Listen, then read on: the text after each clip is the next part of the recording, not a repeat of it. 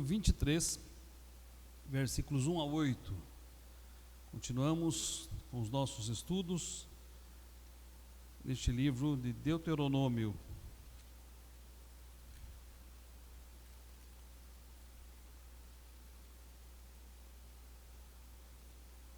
Vinte e três, 1 a 8. Pessoas excluídas das Assembleias Santas. Aquele a quem forem trilhados os testículos ou cortado o membro viril, não entrará na Assembleia do Senhor. Nenhum bastardo entrará na Assembleia do Senhor, nem ainda sua 10ª geração entrará nela. Nenhum amonita ou moabita entrará na Assembleia do Senhor, nem ainda a sua 10ª geração entrará na Assembleia do Senhor eternamente.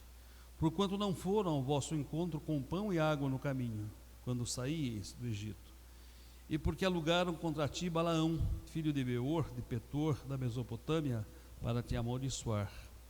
Porém o Senhor teu Deus não quis ouvir a Balaão, antes trocou em bênção a maldição, porquanto o Senhor Deus te amava. Não lhe procurarás nem a paz nem o bem em todos os seus dias para sempre. Não aborrecerás o edomita, pois é teu irmão, nem aborrecerás o egípcio, pois estrangeiro fosse na sua terra. Os filhos que lhe nascerem na terra, os filhos que nascerem na 3ª geração, cada um deles entrará na Assembleia do Senhor. Vamos orar. Senhor Deus, Pai querido, nós te damos graças por mais um dia, pela vida, pela saúde. Damos graças, ó Deus, pela fé que nos dás, e porque o Senhor tem sustentado a nossa fé e a nossa esperança, o nosso amor. Damos graças porque estamos na Tua casa nesta noite, prontos para estudar a Tua palavra. Pedimos que o Senhor nos instrua, nos aconselhe, nos exorte, nos discipline através da Tua palavra. Fale conosco, ó Deus, alimente o Teu povo. É o que pedimos em nome de Jesus. Amém. Amém. Nosso tema hoje é as Assembleias Santas ao Senhor.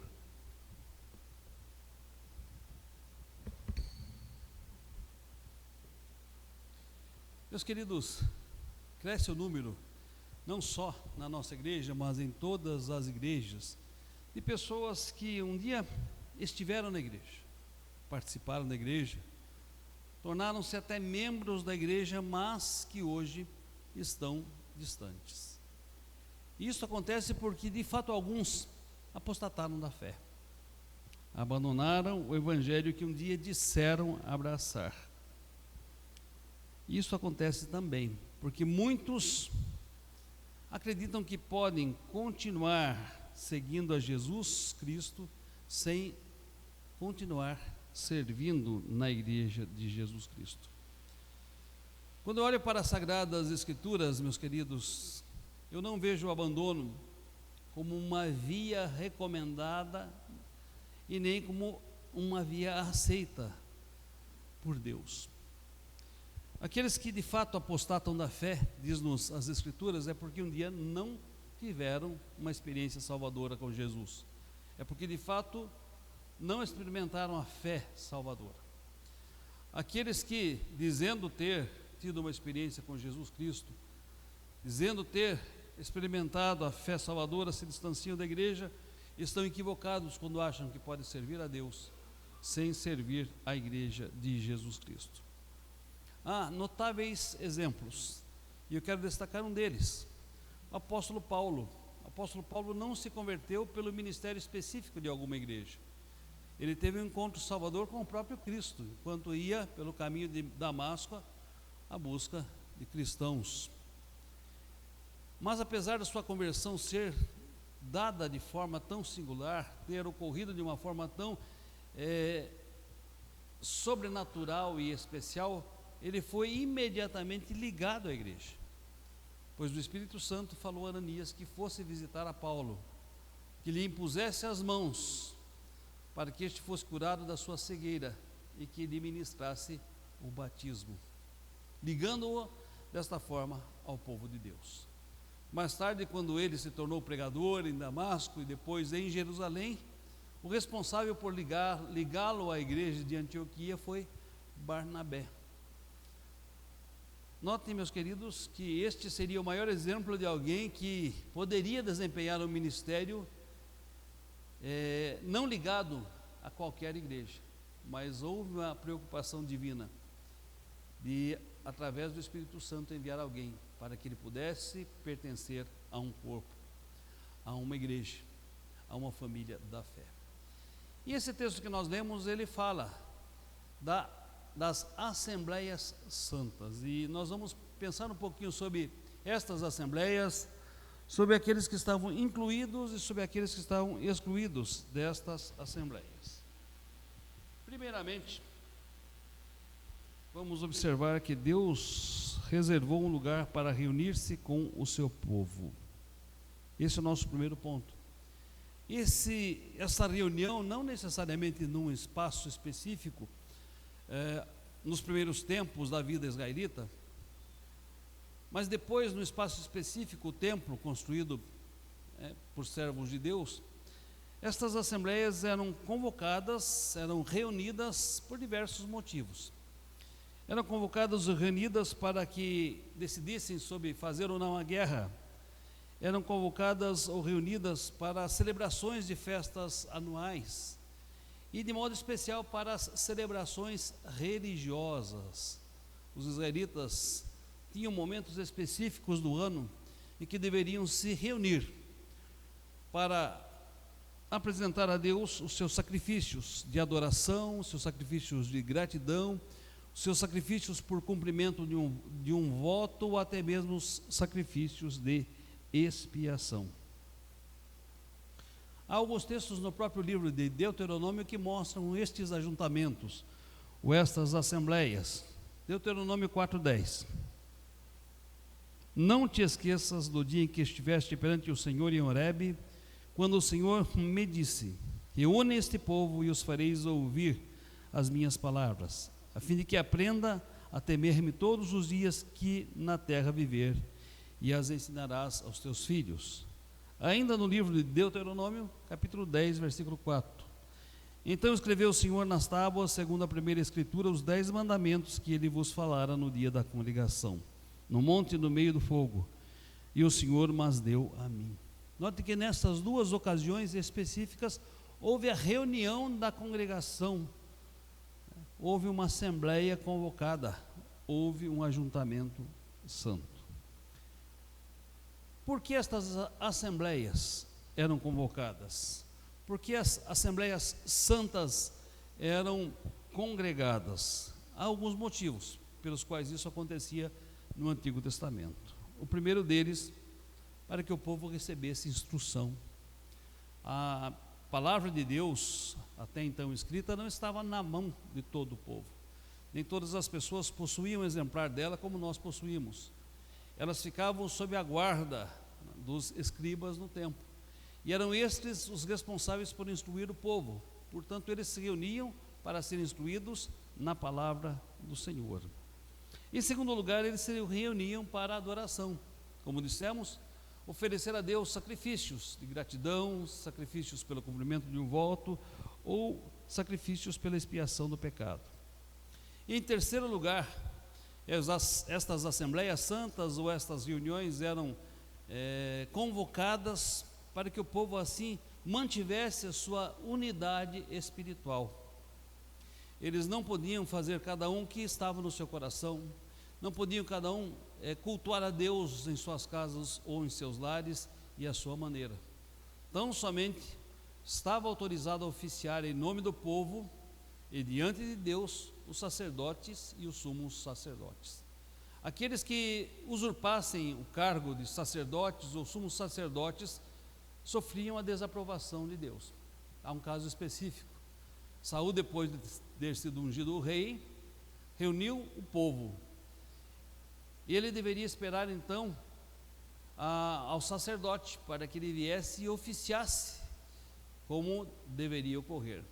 Mas quando ele viu que o povo se impacientava, que o povo começava a dispersar-se, ele assumiu para si as prerrogativas de sacerdote, e ele ofereceu sacrifícios como se fosse um sacerdote, embora Saul fosse rei.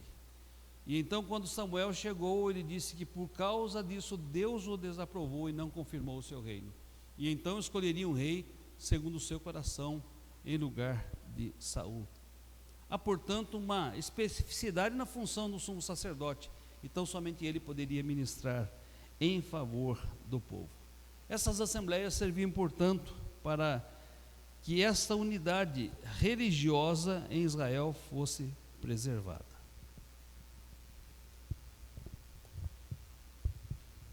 Mas precisamos lembrar também, irmãos, que Israel era uma nação e que estas reuniões serviam para preservar a unidade nacional daquele povo, para que eles cultivassem os mesmos princípios, os mesmos valores, a mesma cultura.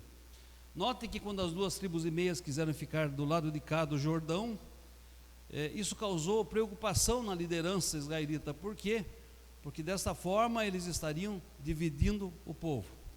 Tão somente quando foi esclarecido que a intenção não era esta, a intenção não era de dividir o povo, é que aquela posse das duas tribos e meia daquém do Jordão, ela foi aceita, porque era muito importante para Israel ter essa consciência de unidade enquanto nação. E em quinto lugar, porque Deus determinou estas assembleias santas, e este é o ponto mais importante. Deus requereu que eles se reunissem em assembleias santas e prometeu derramar sobre elas a sua vida e a sua bênção, como nós lemos lá no Salmo número 133. Bem, o conceito de igreja no Novo Testamento, ele preserva alguns elementos e ressignifica outros. São preservados, por exemplo, o fato da igreja continuar sendo um local de instrução. É lógico que todos nós somos sacerdotes diante de Deus e podemos nos instruir lendo a Bíblia em nossa casa, estudando a Bíblia em nossa casa. Não somente podemos, mas devemos fazer isto. Feliz é aquele que medita na lei do Senhor de dia e de noite, diz-nos o salmista. Mas ainda assim a igreja é um lugar onde nós nos reunimos para sermos instruídos através da palavra de Deus. A igreja continua sendo um lugar onde o povo de Deus se reúne para adorá-lo. Embora nós possamos adorar a Deus individualmente, somos convocados para reunir-se e coletivamente adorar ao Senhor. Além disso, a igreja é um lugar que promove a unidade do povo de Deus. Há aquela famosa frase: uma brasa só, ela acaba por se esfriar. E a comunhão que nos torna aquecidos na nossa vivência espiritual, na nossa vivência religiosa, e que também proporciona a nós o desenvolvimento do processo de santificação. Precisamos estar juntos uns dos outros para que cresçamos espiritualmente. É a convivência, é a comunhão, é a relação de um para com os outros que nos amadurece enquanto cristãos. É ressignificado porque não temos um corpo de sacerdotes responsáveis por fazer a nossa mediação entre nós e o nosso Deus. Pelo contrário, nós temos livre acesso à presença de Deus pelo novo e vivo caminho que Jesus Cristo abriu através do seu sacrifício. O véu do templo rasgou-se de alto a baixo, para que não haja mais separação entre nós e o Santo dos Santos. E a respeito disso, quero ler um texto, Hebreus 10, 19 a 25, que é muito elucidativo em relação a este assunto. Hebreus capítulo 10, versículos 19 a 25, diz-nos assim: notem, irmãos: tendo, pois, intrepidez para entrar no Santo dos Santos pelo sangue de Jesus. Quem tem essa intrepidez? Eu e vocês, nós. Pelo novo e vivo caminho que Ele nos consagrou pelo véu, isto é, pela sua carne. Ou seja, nós temos intrepidez para buscar o mais augusto recesso da presença de Deus, o Santo dos Santos, através de Cristo, pelo novo e vivo caminho que Ele nos consagrou.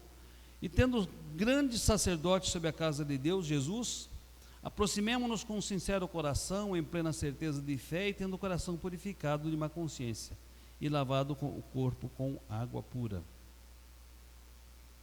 Guardemos firmes na confissão da esperança, sem vacilar, pois quem fez a promessa é fiel.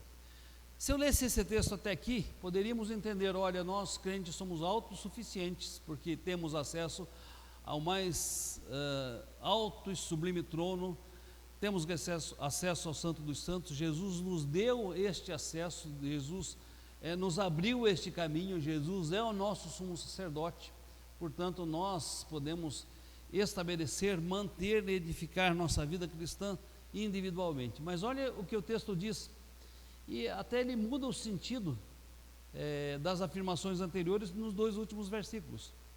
Apesar disso, de sermos sacerdotes, de termos acesso ao Santo dos Santos, de termos um novo e vivo caminho aberto por Cristo, de termos a Ele como nosso sumo sacerdote, o que nós devemos fazer?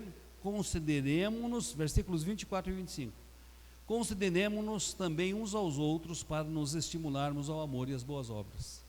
E não deixemos de congregar-nos, como é costume de alguns, antes façamos as demonstrações, e tanto mais quando vedes que o dia se aproxima.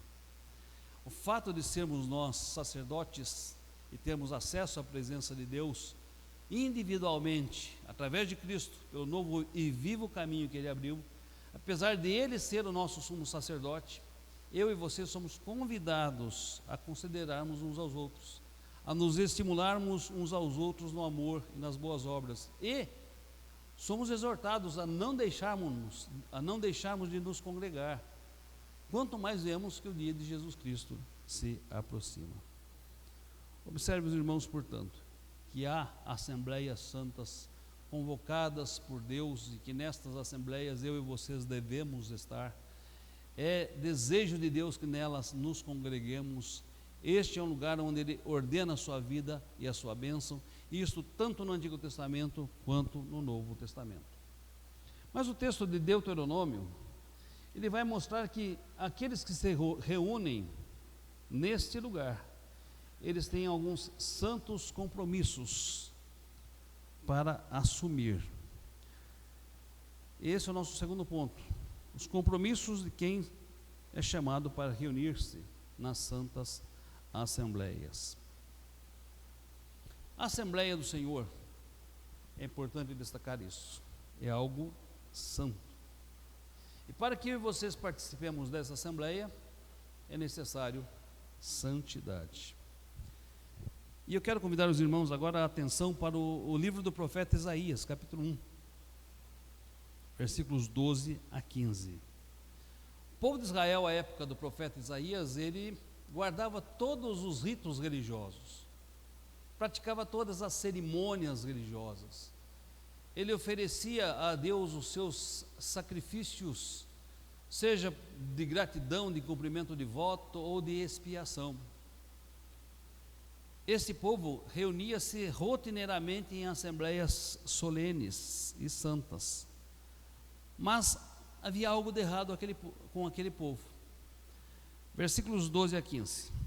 Quando vindes para comparecerdes perante mim, quem vos requereu só pisardes nos meus átrios? Não continuei a trazer ofertas vãs. O incenso é para mim abominação, e também as festas da lua nova, os sábados e a convocação das congregações. Não posso suportar iniquidade associada ao ajuntamento solene. As vossas festas da lua nova e as vossas solenidades, a minha alma as aborrece. Já me são pesadas, estou cansado de as sofrer. Pelo que quando estendeis as mãos, escondo de vós os olhos. Sim, quando multiplicai as vossas orações, não as ouço, porque as vossas mãos estão cheias de sangue. Note, meus irmãos, que não é só o estar na Assembleia. Há compromissos que as pessoas que se reúnem na Igreja de Jesus Cristo devem assumir. O povo israelita achava que estava satisfazendo aos requisitos da adoração divina, mas ao contrário, eles estavam causando repulsa. Deus desviava deles os olhos. O seu culto, as solenidades, as festividades lhe eram repulsivas e insuportáveis. Olha que coisa séria, meus irmãos. Nesse texto, nós vamos observar que algumas pessoas estavam excluídas da Assembleia. E é interessante observar o porquê de estarem excluídas. Uma primeira leitura, numa leitura superficial, isso nos causa estranheza. Estavam excluídos das assembleias os castrados, os bastardos até 10ª geração, os amonitas e os moabitas. Um estudioso chamado J.A. Thompson, comentando sobre este texto no livro de Deuteronômios, ele nos fornece algumas explicações interessantes. Primeira delas, os israelitas estavam em meio aos cananeus, que serviam a outros deuses, estavam vivendo em meio ao paganismo. E entre os cananeus, a castração era imposta aos membros do clero, ou seja, os que serviam nos templos cananitas, eles eram obrigatoriamente castrados. Isso nos ajuda a entender o porquê isso foi proibido, para que não houvesse nenhum resquício de assimilação ou imitação da cultura religiosa por parte dos israelitas, dos povos que estavam ao seu redor. Em relação aos bastardos que deveriam ser excluídos até a 10ª geração, conforme os exegetas judaicos, estes bastardos eram filhos de casamentos incestuosos entre judeus. E eram filhos também de casamentos mistos entre israelitas e filisteus, ou israelitas com amonitas ou com moabitas. Portanto, estes bastardos, eles estavam excluídos para que esta licenciosidade do casamento misto ou do casamento incestuoso não se tornasse uma prática comum entre o povo de Israel, haja visto que são proibidos na lei de Deus. Em relação a Moabe e Amon, a razão nos é dada no texto. O que os moabitas e amonitas fizeram quando os israelitas passaram pelo meio de suas terras? Eles não foram ao encontro do povo de Israel com pão e com água. Eles alugaram a Balaão, filho de Beor, de Petor, da Mesopotâmia, para os amaldiçoar. Deus, evidentemente, transformou a maldição em bênção, porque não permitiu que Balaão amaldiçoasse aquele povo. Mas mesmo assim, Balaão aconselhou, aos amonitas e moabitas que dessem suas filhas em casamento aos israelitas, para assim os desviarem do Senhor.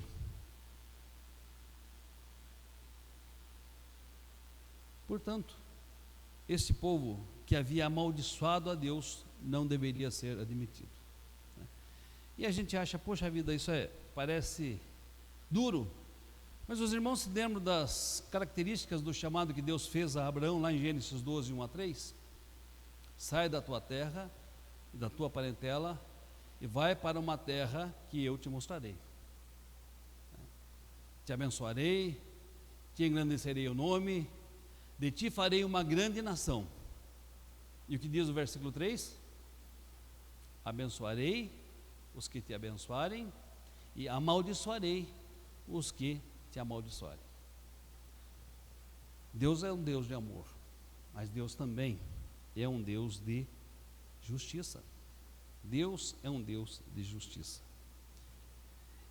Em relação aos edomitas e egípcios, o tratamento é diferente, porque os edomitas eram parentes dos israelitas e não se constituíram a eles num tropeço em sua travessia à terra prometida.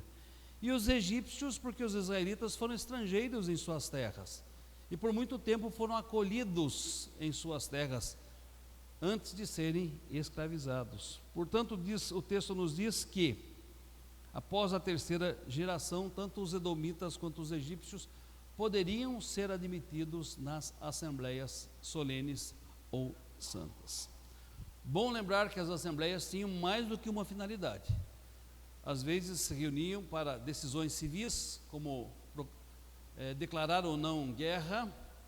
Às vezes se reuniam para decisões administrativas, outras vezes se reuniam para adoração a Deus.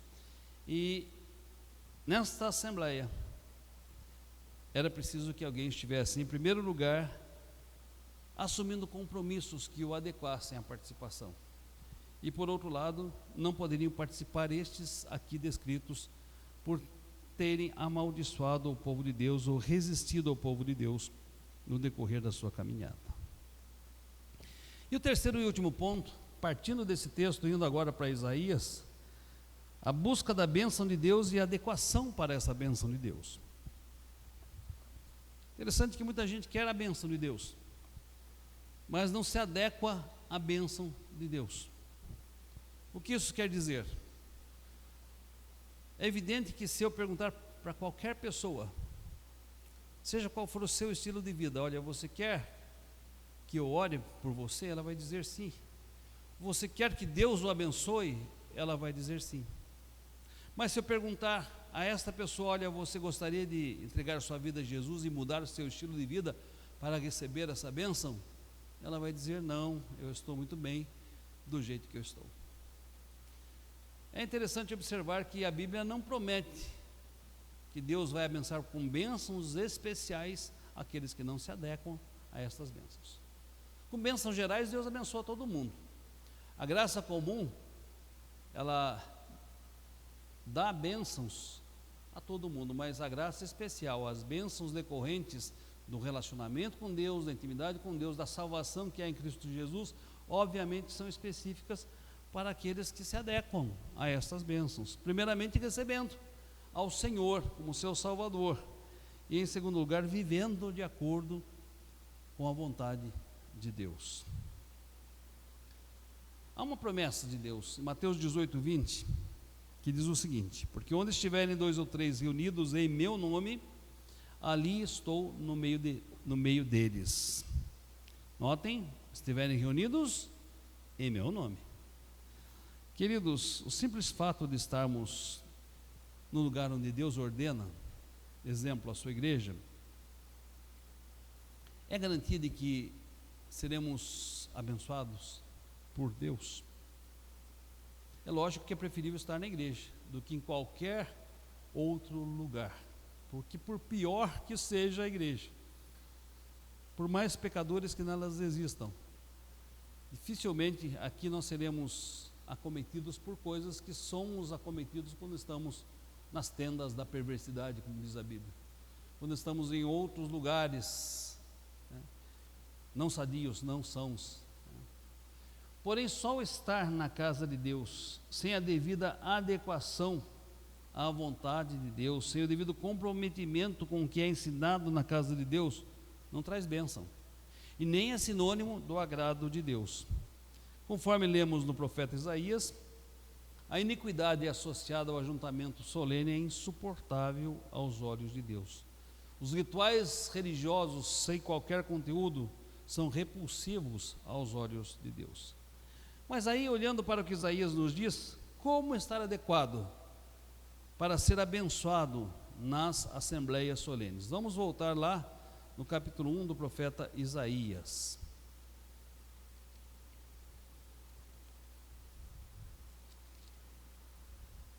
Isaías nos mostra aqui o caminho.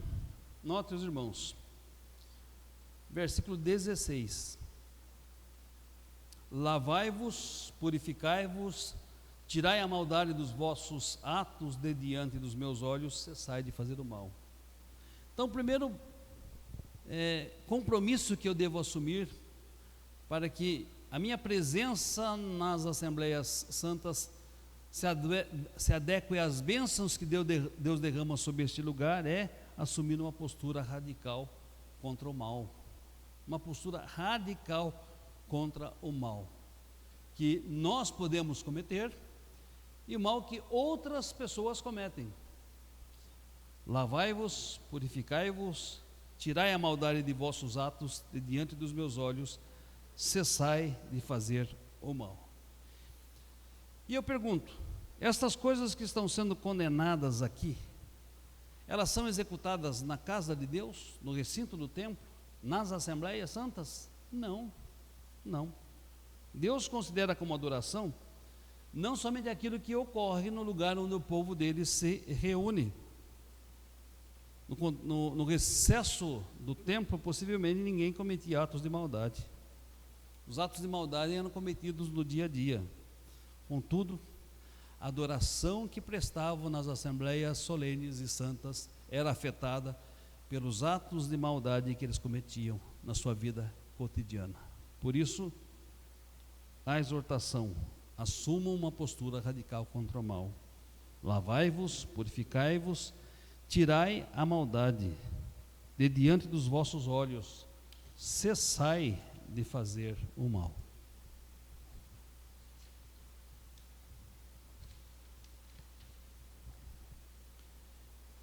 Muita gente defende uma certa bipolaridade espiritual. O que é a bipolaridade? Na mesma hora que eu sou uma coisa, daqui a pouco eu sou outra. Muitos acreditam que o que fazem na sua vida ética, moral, seus atos cometidos fora da igreja, não tem qualquer influência em relação ao que fazem na igreja. Assim conservam fidelidade nos cultos, fidelidade nos rituais litúrgicos, fidelidade nas orações, fidelidade nas suas ofertas, ao mesmo tempo que são maldosos, e maldosos contumazes em seu relacionamento social, ao mesmo tempo que tratam outras pessoas com injustiça, com maldade.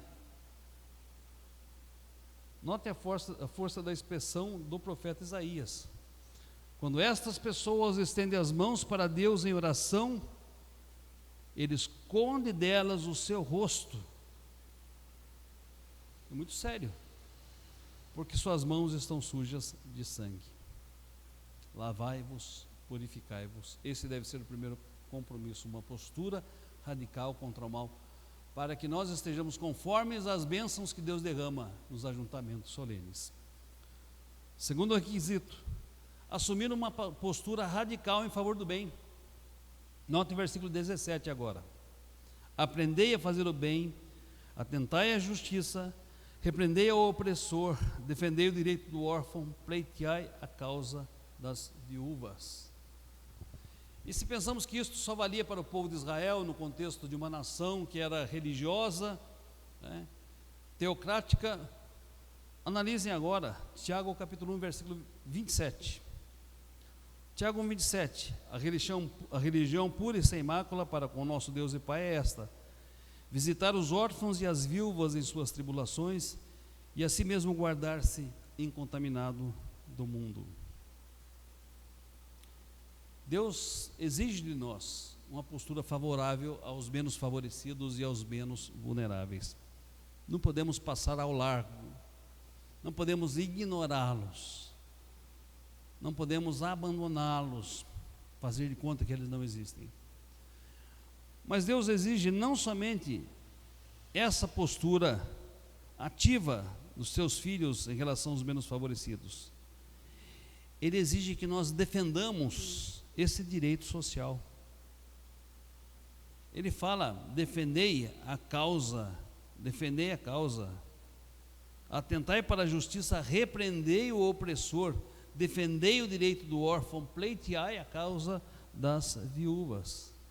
Ou seja, essa injustiça não pode estar presente em nossas vidas, obviamente, mas ela deve ser combatida em meio à sociedade na qual estamos, deve ser repreendida em meio à sociedade na qual estamos. Nós, em meio à sociedade que estamos, devemos defender o direito destas pessoas em situação de vulnerabilidade. Aprendei a fazer o que é bem, aprender a fazer o bem, atentai à justiça, repreendei o opressor, defendei o direito do órfão, pleiteai a causa das viúvas. Aquele que se satisfaz com uma justiça que não olha para aqueles que estão à margem do caminho é hipócrita. O seu culto não é aceitável diante de Deus. Há pouco tempo uma jovem escreveu uma música dura. Hoje eu ouvi um pedacinho dessa música onde ela fala do evangelho dos fariseus, dizendo que muitos estão tão adequados às suas práticas litúrgicas, culticas, restritas aos seus templos e às suas bolhas, que deixam de ver a miséria que está ao seu redor. E o evangelho recomenda que nós atentemos para a miséria que está ao nosso redor. Um terceiro ponto, uma terceira exortação: aproximar-se de Deus com coração compungido, arrependido e contrito. Versículo 18 de Isaías. Isaías capítulo 1, versículo 18. Vinde, pois, e arrazoemos, diz o Senhor, ainda que os vossos pecados sejam como a escarlata, eles se tornarão brancos como a neve. Ainda que sejam vermelhos como carmesim, se tornarão como a lã.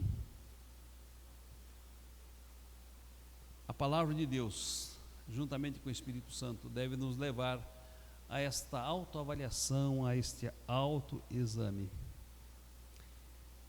E uma vez conscientes dos nossos erros, das nossas falhas, dos nossos pecados individuais e como igreja, devemos nos aproximar de Deus arrependidos e pedir-lhe o perdão. É isso que está explícito nesse versículo. Deus nos convida para uma conversa, para um diálogo. E conversar e dialogar com Deus, um Deus santo, puro, majestoso, glorioso, exige de nós consciência de quem nós somos. Isaías, quando viu a Deus em toda a sua majestade, em toda a sua glória, em toda a sua grandeza, ele disse: ai de mim, sou um homem de impuros lábios e habito do povo do meio de lábios impuros. Quem tem uma experiência com o Deus através da palavra e através da ação do Espírito Santo, quem o contempla desta maneira, não permanece da mesma forma. Sua primeira reação será, sem dúvida alguma, confessar os seus pecados. E diz-nos na Bíblia ainda que sejam vermelhos como a escarlata e o carmesim se tornarão brancos como a neve, brancos como a lã. Pecados precisam ser confessados, precisam ser abandonados para que sejam abraçados pela misericórdia divina. Provérbios 28, 13. Aquele que encobre as suas transgressões jamais prosperará, mas o que as confessa e deixa alcançará misericórdia. E por fim, última exortação de Isaías, para que nós estejamos adequados às bênçãos que Deus derrama sobre o ajuntamento solene, é ouvir a palavra de Deus. Se quiserdes e me ouvirdes, diz o versículo 19, comereis o melhor desta terra. Agora, tolice achar que vamos comer o melhor desta terra, achar que vamos ser abençoados em nossa vida individual quando nós nos reunimos, se nós não ouvirmos a palavra de Deus, se nós não colocarmos em prática a palavra de Deus, se nós não nos adequarmos à vontade de Deus. Se quiserdes e me ouvirdes, comereis o melhor desta terra. E por outro lado diz o versículo: se recusardes e fores rebeldes, sereis devorados à espada, porque a boca do Senhor o disse. A questão é: queremos, ouvimos ou nos recusamos e somos rebeldes? Que Deus abençoe a sua palavra, que através dela nós nos analisemos quando em nosso culto, em nossa adoração, em nosso serviço a Deus individualmente e enquanto igreja, para que recebamos as bênçãos especiais que Deus tem reservado, preparado sobre todos nós e para todos nós, e que possamos comer o melhor dessa terra. Amém?